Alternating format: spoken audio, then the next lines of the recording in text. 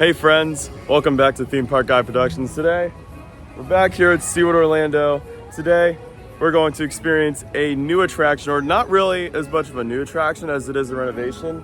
Today, we're here to experience Expedition Odyssey, Fire and Ice, which if you guys have done Expedition Odyssey, recently the attraction did just close and they redid the attraction. It has some new theming, a new story, everything. And so from what I've heard, it is much better than what it was before. I liked the original attraction, so it'll be nice to experience a new ride. And of course, walk around the park, check out some park updates, and just see how the park is doing. It is about 9:17 right now. Park opened at 9 o'clock this morning. It's a little crowded from what I can tell, but again, today is June 1st, beginning of the summer rush. So it is gonna be pretty crowded today as the summer crowds are flooding into Orlando. But let's not waste any more time. Let's go ahead and get started with our day. Here goes Manta, diving through its pretzel loop. Still one of the best elements on any roller coaster. Manta is currently 20 minutes right now, which is not too bad to start the morning. Usually this one always has at least, I feel like, a 90-minute queue, at least a rope drop. And that's one of my biggest pro tips for SeaWorld. If you come here, I would not recommend starting with Manta. I mean, if it's like bright and early, like if it's not that crowded, I'd say go for it. But like on busy days, this thing gets a huge line early in the morning, and so, but in the late afternoon, it'll die down. And it's the same thing with Penguin Trek too. I feel like Manta and Penguin Trek are the two coasters everybody rushes to early in the morning, because I've seen big lines at Penguin Trek bright and early, and then later in the day, it'll die down. Like for me, I always start with something like Kraken or Mako. So yeah, just a little pro tip. While we're at it, Kraken is a 5-minute queue, so I say we go ahead and get started with the ride on Kraken. Alright guys, starting off the roaring ride on Kraken. See how this thing is running. Alright, here we go. Have some beat-up floorless action. Whoa! Alright, get to the loop. Whoa! Into the dive loop.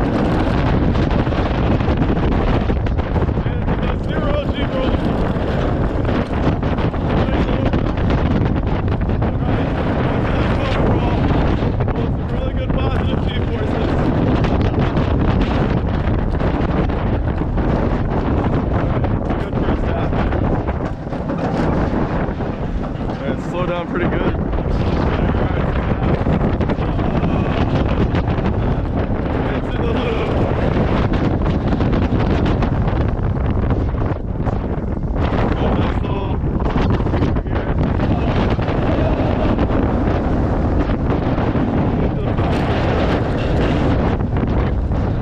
That's a ride on Kraken. Probably a little rough this morning, but still, that's a very strong coaster. All right, so it says 0, but yeah, it's 25 minutes. Now it says 0, but Penguin Trek is hosting a 25-minute standby, which is pretty good. So I'll take it. And it is running. I thought it was delayed this morning. It might have had a delayed opening, but it might have just opened up. That was like the train that just went. It was the first train I've seen go all day on Penguin Trek. And yeah, overall, that was a really good ride on Kraken too. There goes Penguin Trek. That's still one of the best. It's still a pretty good failing coaster. Not my favorite, but still pretty good. If it was smoother, then maybe I'd like it a bit more. I was hoping it would be something like Big Bear Mountain from Dollywood. But I mean, what we got is, I feel like, pretty decent. It's unique for a B&M. It's pretty unique. Again, I'll be riding Big Bear Mountain pretty soon, so excited to compare the two. One thing I noticed in the shark area is that they did a lot of tree trimming here. Like, this part of the park looks really beautiful. Like, I gotta give SeaWorld credit for at least like keeping this part of the park looking pretty good. So yeah, kudos to SeaWorld here. We're gonna go ahead and grab a ride on Mako before Expedition Odyssey. And what's fun about Mako, so today's June 1st, and Mako opened on June 10th, 2016. And so we are only maybe a week away from Mako's 10-year anniversary, which is so crazy to think about. I remember riding this coaster for the first time when I was 14 years old back in 2016. And I just instantly fell in love with this roller coaster, and still to this day, one of the best coasters anywhere. It's currently my top B&M hyper coaster. I mean, we'll see if it holds that title soon because I'll be riding Goliath again, so. That's probably the only hypercoaster that rivals of Mako. But yeah, Mako's approaching 10 years very soon, and it still runs like a gem. And Mako is 5 minutes as well, so yeah, definitely have to grab in a ride on Mako. And a +1 for being on 2 trains, which is awesome. As like I said, as we're approaching the summer months, most of the attractions here at SeaWorld will probably start running 2 trains, because they'll do 1 train on slower days, but 2 on the weekends. But like I said, as we're approaching the summer months, they typically start doing 2 trains pretty much most of the time. Okay guys, we're riding Mako, back row. See how this coaster runs. Here we go. The drop. Whoa!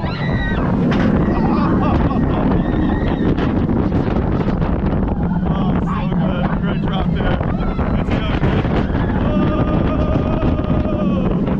It's a 5-second flow rear time. Happy 10 years, Mako. Whoa! Alright, so the little wave shark turn to that, and the hammer turn. Let's see if the trims are on. Oh, it's trimless. Nice. Oh, it's like a very light trim today. Oh my gosh. Whoa! Down to the speed hill. Whoa! Oh my gosh. Oh man, that's so good. Lots of airtime there. To one little airtime hill. Whoa! This coaster is just lots and lots of airtime. That's one of the best things about Mako, is just lots of airtime all over the place. Whoa! Into the final brakes. Mako's running really good this morning. I know it's only like 9:45, but I think it's running phenomenal. Here's a good little flyby of Mako. Like I said, that was running absolutely phenomenal, but now we gotta wait for Expedition Odyssey. Still got about a few minutes, like 5 minutes left, 7 minutes. But the pathway opens at 10 a.m. And so we gotta wait for this pathway to open up so we can head over to Expedition Odyssey. Hopefully wait in a shorter queue, because I do feel like that will build up a really long queue, especially considering it's the only indoor attraction in SeaWorld until SeaQuest opens. And it's a new attraction. I know they just redid it, so yeah, we gotta wait. But while we're waiting, here's some stuff for Electric Ocean's coming up. Electric Ocean is the summer event SeaWorld that starts actually in a couple weeks. It starts on June 11th, or June 12th, sorry, June 12th. And it'll be lasting pretty much every day into the summer, and then select days around August. And so, yeah, if you're coming around June 12th all the way through, I believe, Labor Day, then yeah, you'll have to check out Electric Ocean. Really good event. And I'd argue and say SeaWorld does have one of the best summer events out of all the parks, because I mean, they have a phenomenal fireworks event, a great drone show, they have a whole nightclub, right, icebreaker and pipeline. It's a lot of fun. SeaWorld summer event, one of the best in Orlando. Okay guys, this pathway just opened up. We're heading over to Expedition Odyssey now, Fire and Ice. I still haven't seen the new entrance in person yet. Last time I rode it was in April. I just did like a complete experience POV. Yeah, here's more food offerings at Electric Ocean. Like I said, we'll get a better view of that, or better look at that, once the event actually does take place. Well, hopefully there's no technical issues. I feel like, well, I remember the first time I rode Expedition Odyssey, I was waiting an hour and a half for it because it kept breaking down, so fingers crossed. Walking up to the Expedition Odyssey entrance, that looks so good now. Just compared to what it looked like before, it looks absolutely phenomenal. I mean, yeah, they did a good job with Expedition Odyssey, making it look much better now. But yeah, definitely, I believe it's for like the first ones here, so gotta go and get some pictures, and then we'll grab in a ride. Never mind, Expedition Odyssey's delayed. We're gonna ride Icebreaker. Especially good to do it now because it's on one train. I don't think this ride will ever have 2 trains again, so let's go ride it. Okay guys, we're on Icebreaker. Since Expedition Odyssey is a fill, at least we're riding this. Oh yeah, whoa! Right to the first launch. What's funny is this is our first train of the day too, which is awesome. In the front row. Whoa! Oh my gosh. Oh my gosh. That's some elevator time. Whoa, my gosh. Whoa! Woo! Right to the fourth air time hill. Oh! Gosh! Holy crap! Whoa! Oh my gosh!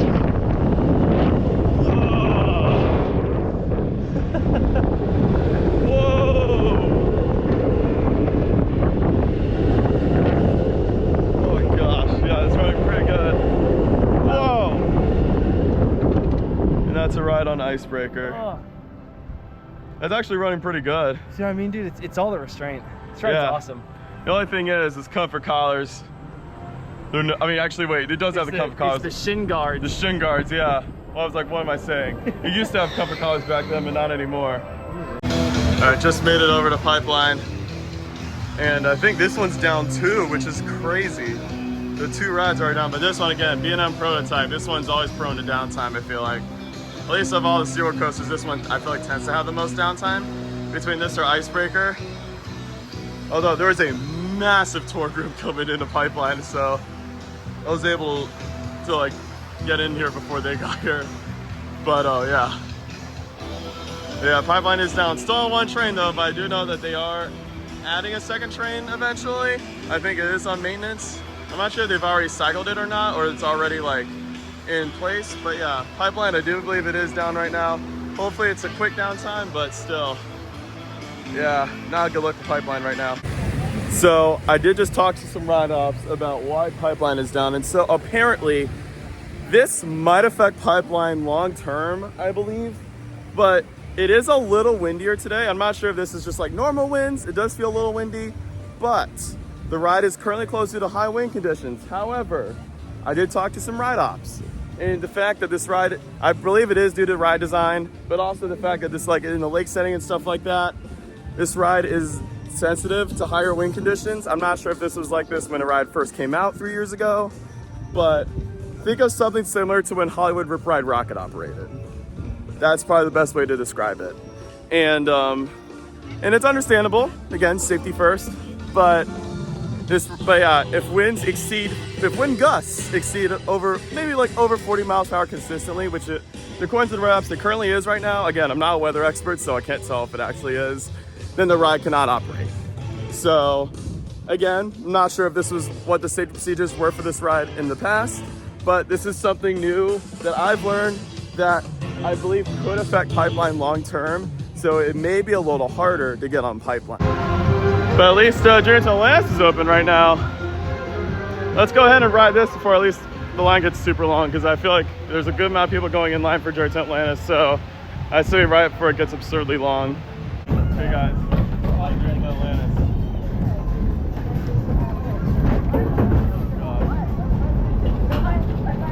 Oh, I didn't record the dark ride section. Just because I feel like it's the same every time. This is a really long ride, so.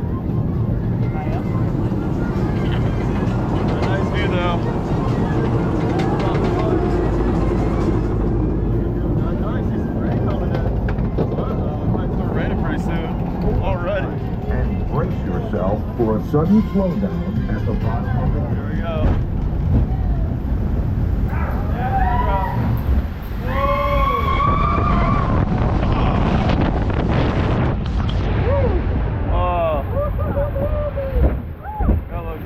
Drop. Oh no, I see some guy recording. Don't do it. Don't squirt. I am not trying to get drenched today. Like, this is acceptable. Alright, now it's the fun coaster section. This part's always tons of fun. This is the part that always throws everybody off because they think the ride's over, but no, it's a roller coaster. Here we go. See the boat's moving much faster now. And it gets into the big surprise part. Here we go.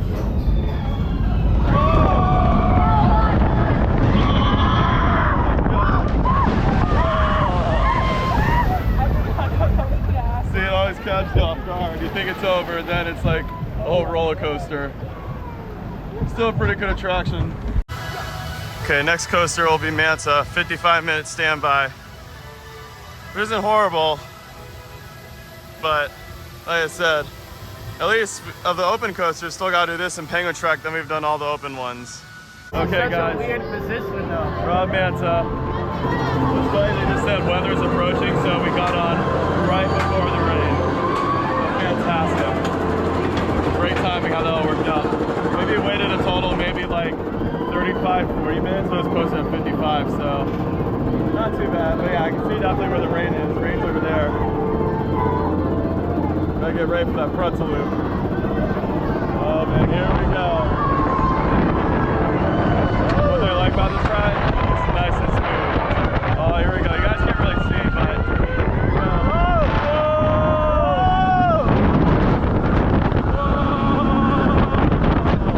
All right, here's the pretzel loop.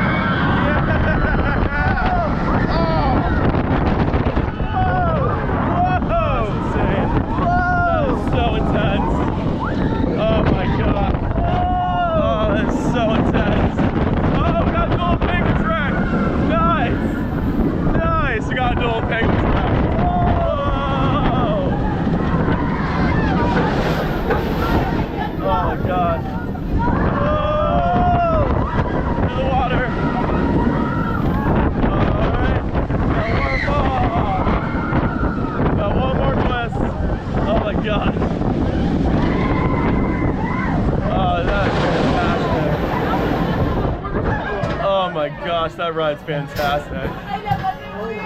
That is just, it's so smooth, very intense. Gotta love Manta. Was able to get Manta complete. And what's funny is right as I was about to get on, like I mentioned on the video, in the POV, that they said inclement weather was approaching. It's almost the afternoon. And I got on right before, it isn't shut down yet, but I got on right before it could have shut down. So that was good, but yeah, Manta was running fantastic though. Such a smooth coaster. The pretzel loop still kicks. It's, in my opinion, the best flying coaster. And yes, I know, I've done Tatsu, and I prefer this over Tatsu. I just like the theming of Manta.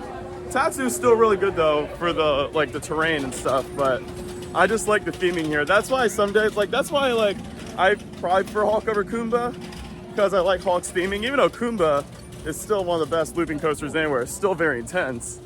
Just theming makes the ride. That's why I always say the theming and the immersion truly make the coaster. All right, had a delicious lunch at Chick-fil-A, but I was trying to get over to Expedition Odyssey and it just starts downpouring. Like, it isn't torrential yet, but yeah, now, oh man, I think we're a little too late for an easy walk. Now it's like pouring right now. Holy moly. Yeah, no, I'm kind of glad I got here when I did, because this area is about to get crowded. Once it starts lightening out, then we'll walk over to Expedition Odyssey, but I'm not walking in this rain over here, because that is crazy. About 10 minutes later, the massive rainstorm stopped. So most of the outdoor coasters are closed right now for weather. However, I hear Penguin Trek's still going, which I think is hilarious that Penguin Trek's open when everything else is closed. We obviously know Pipeline's closed because of how windy it is today, which it's not too windy. So again, hopefully they can fix that issue. But now we gotta head over to Expedition Odyssey, because that's still open at least, and get a ride in while all the outdoor coasters are still closed right now. But yeah, there's that massive rainstorm. One thing I do love about SeaWorld is just this bridge is so beautiful. Like, this is probably one of the more underrated areas in any park. Just walking through this bridge, throughout the water, gotta love it. Let's try this again. I know the area is super crowded right now because the Orca show just let out, which, that's funny that they were doing the Orca show in the pouring rain, which is insane. But yeah, there's a lot of people in this area. I'm sure, yeah, a good amount of people are going to Expedition Odyssey right now. They did see on the app it had a short queue, so that's gonna change probably in like the next 10 minutes, but hopefully we can at least beat the crowds. Or is it still down right now? Oh my, is it still down? Or is it just quick queue? I don't know. Let's go at least check it out. Oh, I think it is down right now. They just said the ride's down again, but I at least want to see the queue line, so we might wait it out a bit, see how long it takes. Again, the longest I waited was an hour and a half, so I just gotta suck it in for an hour and a half. I just gotta do that. But first things first, the queue looks so much better now. At least going in here, wow. I can definitely tell they put in some good theming and effort into this. This looks really good over in here at least. It's like an Arctic research facility. Ooh, this looks cool. This looks cool, guys. Wow. They totally upgraded with this. This looks fantastic. Wow. I gotta give SeaWorld props here for like actually putting in theming to this attraction. Like, this looks fantastic. It almost makes you think of like Flight of Passage in a way from Animal Kingdom. Okay, it looks like we are back online. So it looks like they are loading people. And I feel like I've seen the line move really fast. So I'm curious to see if they are using both theaters, because they have two separate theaters, but for a while they only used one. But here's another look at another bit of the queue here. It looks absolutely fantastic. Like I said, SeaWorld really went all out with this retheme. And what's crazy is they only have maybe like a month or so for this retheme, but they put a lot of effort into this, so I have to give SeaWorld Orlando credit here. This looks fantastic. Flight station, I'm Dr. Caldwell. Out here, at the edge of the known world, we study a place where opposing forces don't just coexist, but collaborate. Fire and ice. These forces have the power to make and move mountains. They carve continents, awaken ecosystems, and give rise to new life. And yet, for all our data, all our models, the full story still eludes us. And that's why you are here. We have cutting-edge sensors capable of capturing data at resolutions we once only imagined. But there is one thing data cannot replicate: the human connection with nature. Out here, you'll encounter ARIS researchers exploring the wonders of the Arctic, some on land, some by sea, and some like you by air. But before the real fun begins, please bear with me as we watch the mandatory pre-flight safety video. And on behalf of all of us at ARIS and Miller Flight Station, thank you. Huh. It's going to tell us what we're supposed to do or we're not supposed to do.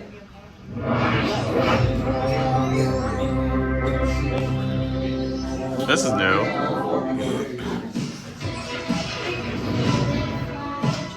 Prepare to board the EOX4 quadcopter drone. Huh, that's cool. When the doors open in front of you, Pretty much, please make I like the music they did here. Before taking your seat, store all carry-on items in the compartment provided. Pretty much recycled the same footage from the original. Not allowed on this experience. Long hair or loose clothing that may extend below the seat must be tied or stowed. Guests who have a fear of heights or are prone to motion sickness should speak to an operator. Supervising companions must be sat next to the guests they are accompanying. Each companion may accompany up to 2 guests. Fasten your seatbelt from left to right. For passengers that do not reach the blue line on the seat back, place the buckle to the white loop located in the center of the seat. Then, fasten your seatbelt. When instructed, pull straight up on the red tab to ensure the seatbelt is buckled. Please keep the red tab visible so our operators can confirm the seatbelt is secure. Once the doors open, please make your way to the loading area. Thank you for watching this instructional and mandatory safety video. Ready? That's really funny. Yeah.